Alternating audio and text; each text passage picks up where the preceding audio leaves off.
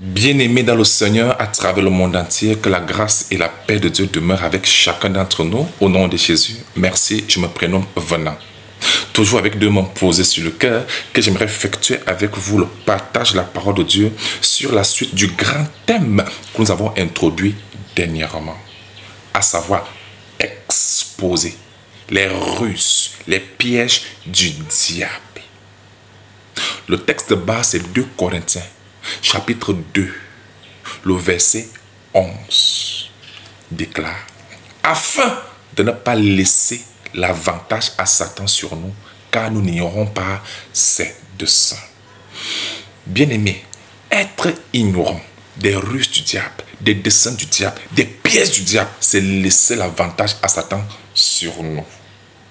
Pourtant, le Seigneur nous a mis en garde sur les ruses du diable afin que nous ne soyons pas victimes dans la vie. Et c'est ça que nous vous aidons à découvrir sur la base de la parole de Dieu. Gloire à Dieu.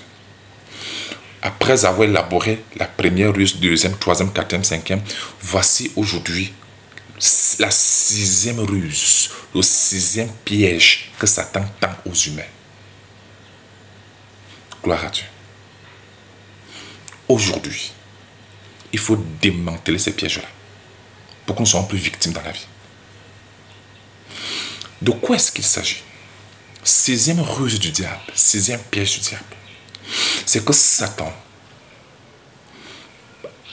torture les gens en les faisant travailler, en les faisant faire des pénitences pour des choses que Dieu leur a déjà données gratuitement par amour. Ah oui, Satan torture les vies des gens avec des pénitences que vous ne pouvez pas imaginer, des sacrifices, des choses pour essayer d'obtenir quelque chose qu'ils ne pourront jamais obtenir par leurs propres efforts et que Dieu leur a déjà d'ailleurs donné gratuitement par amour. Gloire à Dieu. Lisons cela sur la base de la parole de Dieu, ou alors à la lumière de la parole de Dieu. Psaume 49. Nous lisons du verset 7 à 10, il est écrit. Psaume 49, 7 à 10. Ils ont confiance en leur bien et se glorifient de leur grande richesse. Ils ne peuvent se racheter l'un l'autre. Personne ne peut racheter l'âme de quelqu'un d'autre devant Dieu, jamais. Tu vas donner combien à Dieu pour ça? Impossible. Ni donner à Dieu le prix du rachat. Personne ne peut donner à Dieu le prix du rachat. Personne ne pouvait le faire. Le rachat de leur âme est cher et n'aura jamais lieu. Ça veut dire que venant des hommes, c'est impossible, ça n'aura jamais lieu. Voilà pourquoi il dit, ils ne vivront pas toujours, ils n'éviteront pas la vue de la fosse, c'est-à-dire l'enfer.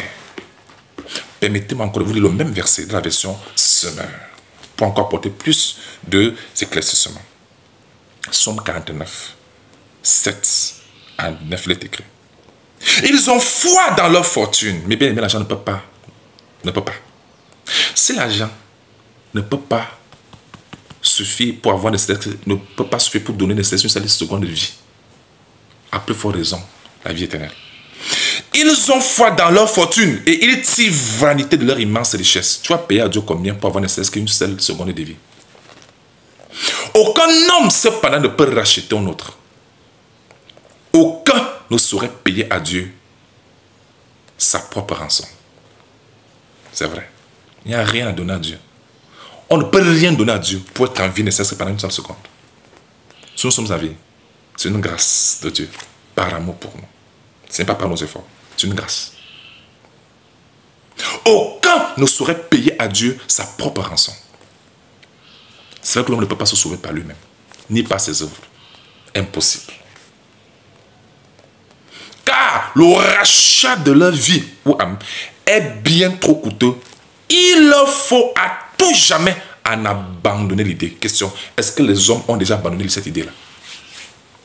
Regardez un peu les religions aujourd'hui. Les communautés religieuses, est-ce qu'ils ont déjà abandonné cette idée-là? Vous voyez que les gens continuent dans cette idée, non? C'est la ruse du diable. Pousser des hommes à chercher à travailler pour quelque chose qu'ils n'obtiendront jamais. De leur parler leurs propres efforts. Je prends un exemple facile. Juste un exemple, hein, un simple exemple. C'est comme Dieu t'offre tous les terrains de la terre, tous les trésors de la terre, 1000 milliards d'euros. Il te donne ça gratuitement par amour pour toi. Parce qu'il t'aime. Et le diable vient te dire, non, ne reçois pas ça, laisse ça. Travaille plutôt pour avoir ça. Tu peux. Si tu tentes de te dire que tu vas te sacrifier, tu vas travailler pour obtenir ça, tu ne vas même pas atteindre 1%. Tu ne vas pas obtenir 1% de ça et tu risques même de mourir entre temps. Et si tu meurs en souffrant pour 1% de ce que Dieu lui t'a donné gratuitement, ça veut dire que c'est toi qui es dans l'erreur. C'est juste, c'est exactement comme cela que Satan fonctionne. Il pousse des gens à se sacrifier, à faire des pénitences, à faire des choses. Vous connaissez des pénitences? Des choses qu'on vous demande de faire pour obtenir le pardon des péchés, le salut de ton âme, la vie éternelle, être devenir enfant de Dieu, devenir héritier du royaume et mériter le royaume. Quoi? On ne peut rien donner à Dieu pour obtenir ces choses. Jamais. Mais pourtant, Dieu nous a donné cela gratuitement. Par amour pour nous, nous allons confirmer cela dans la parole. Le verset qu'on vient de lire, cela montre que cette idée-là doit indiquer il faut à tout jamais en abandonner l'idée. Malheureusement, les leaders religieux, certains, disons même la plupart, n'ont pas abandonné l'idée. Alors qu'ils devraient abandonner cette idée-là. C'est ce que les gens instaurent dans les religions. Ce qui n'est pas du tout correct. Il faudrait bien qu'on vous dise la vérité. Car vous connaîtrez la vérité. La vérité vous affranchira. L'amour consiste à dire aussi la vérité à son prochain. Donc parce que je vous aime de tout mon cœur, je me dois de vous dire la vérité. À vous de faire le choix. À prendre ou à laisser. Soit vous suivez les hommes, soit vous suivez la parole de Dieu. Soit vous suivez les régions des hommes, soit vous suivez la parole de Dieu. À vous de voir. Vous savez pourquoi c'est impossible de plaire à Dieu par nos propres œuvres?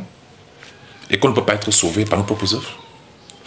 Ésaïe chapitre 64, le verset 5. Voici ce que la parole de Dieu déclare. Ésaïe chapitre 64, le verset 5. Je vous lis dans deux versions. Je lis la version Louis II et je lirai aussi la version Semeur. Gloire à Dieu. C'est parti. Nous sommes tous comme des impurs. Et toute notre justice est comme un vêtement souillé. Tout ce qu'on fait de juste selon les hommes là, aux yeux de Dieu, c'est un vêtement souillé. Je vous lis le même verset, la version français courant, pour que ce soit encore plus clair pour vous. Nous sommes tous, ça dit sans exception, impropres à ton service, comme un objet impur. Et toutes nos belles actions, soulignez ça, et toutes nos belles actions sont aussi répugnantes qu'un linge taché de sang. Vous savez ce que veut dire répugnant? C'est quelque chose qui sent, qui pue. Donc toutes nos belles actions aux yeux de Dieu puent devant Dieu. C'est avec ça que vous voulez plaire à Dieu? Non, ça ne marche pas comme ça. Nous ne pouvons ni obtenir le pardon de nos péchés par nos propres œuvres. On ne peut ni obtenir la vie éternelle par nos propres œuvres, encore moins devenir enfant de Dieu. C'est comme un chimpanzé qui pense que par ses propres œuvres, il peut devenir un humain. Non, ou bien avoir part aux bénédictions des humains. Non, il reste un chimpanzé. S'il veut devenir un humain, il doit naître de nouveau en Jésus. C'est pourquoi Dieu nous demande de naître de nouveau en Jésus. C'est ça, la nouvelle naissance. Amen. Continuons. Dieu sachant que personne ne peut être sauvé par ses propres œuvres. Personne ne peut devenir, ne peut obtenir ce que Dieu nous a donné gratuitement par ses propres œuvres. Personne. Vous savez ce que Dieu a fait? Est-ce que vous savez ce que Dieu a fait? Prenons cela. Romains 3. Romains 3. Verset 22. 3 et 24. Voici ce que Dieu a fait. Pour nous sauver de tout ce qui nous dérangeait là. Du diable, du péché, de la mort, la condamnation, pardon de nos péchés, pour faire nous des enfants de Dieu, pour avoir la vie éternelle. Tout ce qu'on recherche, tout ce que les gens recherchent là. Pour lesquels Satan les torture tous les jours de la religion. Écoutons ce que Dieu dit. Romains 3, verset 22, verset 23, 24. Romains 3, 23, 24 est écrit. Car tous ont péché et sont privés de la gloire de Dieu. Ça, c'est sans exception. Et ils sont gratuitement justifiés par sa grâce. Gratuitement, soulignez ça. Gratuitement. Justifiés par sa grâce. Le mot grâce exclut à toute forme de mérite de l'homme. Amen.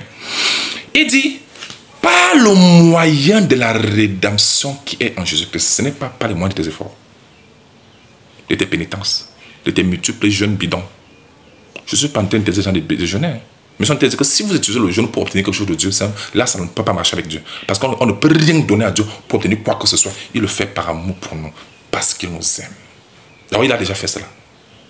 Il nous a tout donné en Jésus. As-tu reçu tout? C'est la question. Il dit, il nous a gratuitement, il dit, ils sont gratuitement justifiés par sa grâce. Par quel moyen? Par les jeûnes, par les pénitences, par les sacrifices, par nos moyens, par quel moyen? Non, il dit, par le moyen de la rédemption qui est en Jésus-Christ. C'est très clair. Éphésiens chapitre 2, le verset 8, 9, il est écrit. 8 secondes. Car c'est par la grâce que vous êtes sauvés. Le mot grâce exclut toute forme de mérite humain. Ou alors tout mérite humain, si vous voulez. N'est-ce pas? Tout ce qui vient de l'homme, le mérite là, c'est annulé. Car c'est par la grâce que vous êtes sauvés. Par le moyen de la foi. Pas par le moyen des œuvres, mais par le moyen de la foi. Il faut avoir la foi. Il faut croire à ce que Dieu a fait pour nous. Il faut recevoir et croire. Abraham crut en Dieu. Ça lui fait imputer à justice. Quand tu crois, Dieu t'impute la grâce là.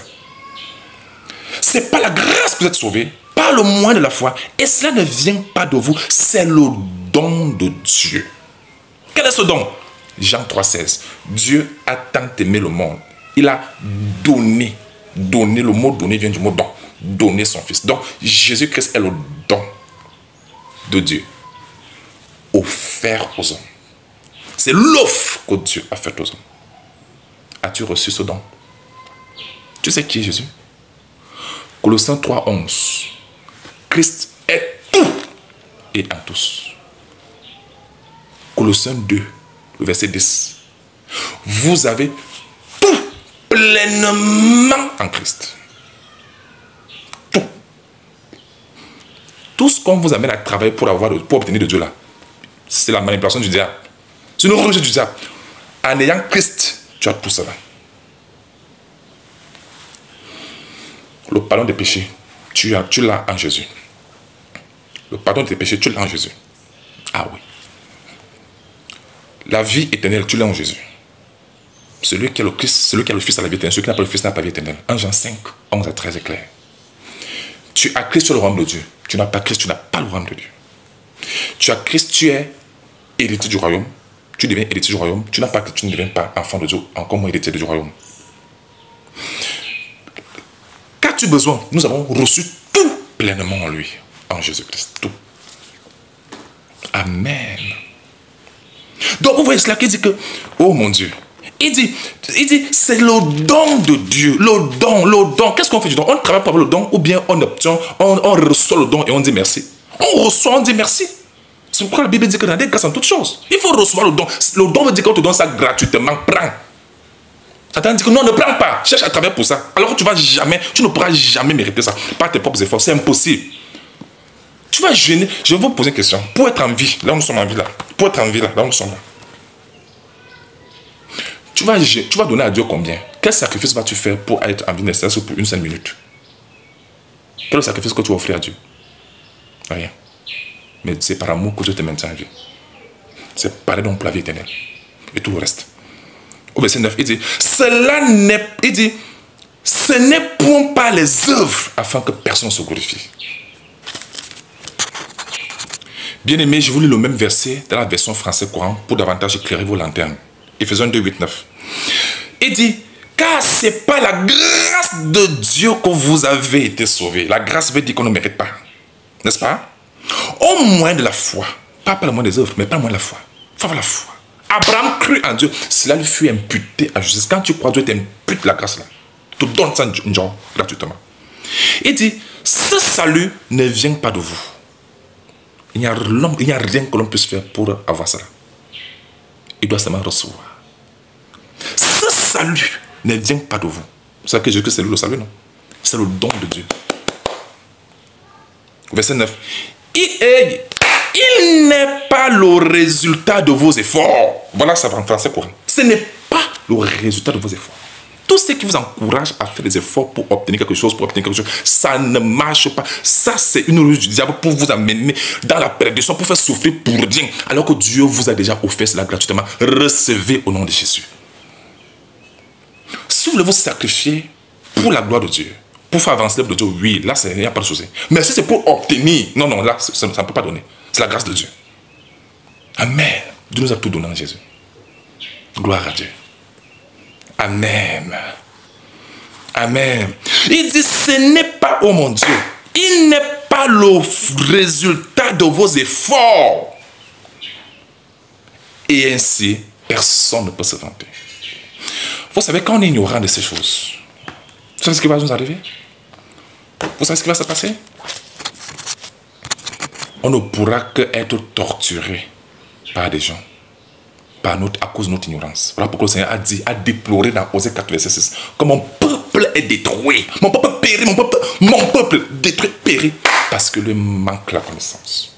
Quand on est ignorant, on devient esclave. Torturé par des hommes. Ésaïe 5, le verset 13, version français courant. C'est pourquoi le Seigneur déclare. Écoutons ce que le Seigneur déclare. Il dit, mon peuple sera déporté. Car il n'a rien compris. Quand on ne comprend pas ces réalités-là, on sera déporté de la servitude. On va se retrouver dans l'esclavage religieux, dans la servitude religieuse. Servir les intérêts des hommes et non pas pour la gloire de Dieu. Mais bien aimés, jusqu'à quand allez-vous continuer à être torturés en faisant de ces sacrifices, des pénitences, des choses pour des choses que Dieu vous a déjà données gratuitement à Jésus-Christ par amour pour vous? Qu'est-ce que ton enfant peut te donner pour acheter l'amour que tu as pour lui? Rien. Tu l'aimes naturellement parce que c'est ton enfant. L'amour ne s'achète pas. C'est la grâce. Quand quelqu'un fait les choses par amour pour vous, il faut seulement rendre grâce et dire merci. Et faire bon usage de ce que nous avons donné. Que la personne, c'est que vous faites bon usage de ce que vous avez donné à la personne. C'est tout ce que vous attendez de la personne. Amen.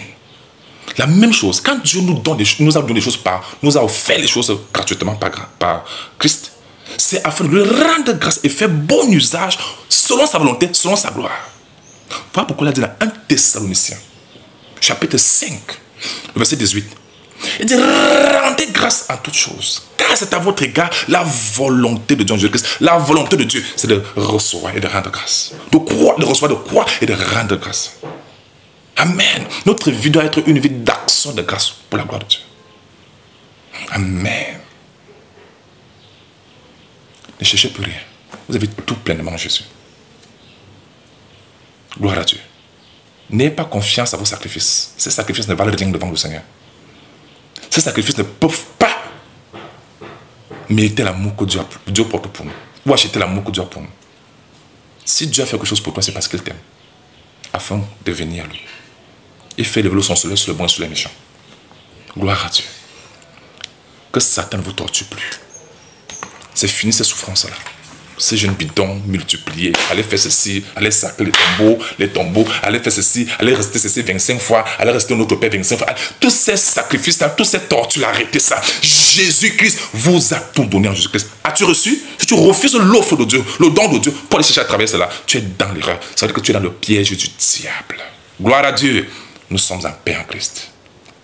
La Bible dit de rendre grâce à Dieu. Soyez toujours joyeux. Amen. Glorifions le Seigneur. Que celui qui se glorifie le Seigneur. Soyons toujours joyeux. Pourquoi les enfants de Dieu sont tristes? C'est parce qu'ils n'ont pas eu cette vérité. Nous sommes dans la gloire de Dieu, dans la grâce de Dieu. Amen. Toutes vos questions et préoccupations sont les bienvenues. Imprégnez-vous toujours de la parole de Dieu. Ciao.